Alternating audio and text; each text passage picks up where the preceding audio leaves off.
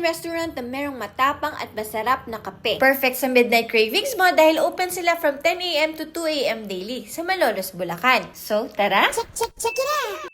Hello vlogmates! We're here at Sisters Kape. Dito yan sa poblasyon Malolos, Bulacan. Kaka-open lang nila last October, kaya tara, silipin natin ang kanilang menu. Marami silang rice meals na pwede mong pagpilian. Meron silang drumlets with chips, tonkatsu with curry sauce, chicken yakitori, omelette rice, at kimchi rice. Pwede ka ring umorder ng mga side dishes pag gusto mo. Next on our list ay ang kanilang bossam. Para siyang samgyeopsal with a twist. Hindi mo na kailangang magluto dahil boiled na siya. May kasama na rin tong vegetables, kimchi, and sauce na perfect niyang samahan ng Korean stew with tofu and tender pork. Meron din silang burgers and pasta sa kanilang menu. At dahil nga Sisters Kape, di mawawala sa kanilang list ang mga drinks. Unahin na natin ng refreshers na perfect sa mga kids. Ang kanilang coffee, kapeng kape. Your best.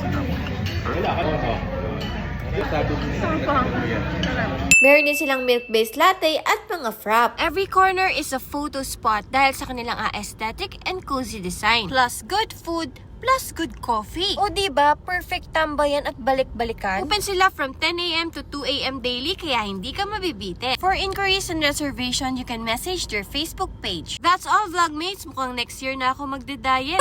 Thank you sa panonood. Bye!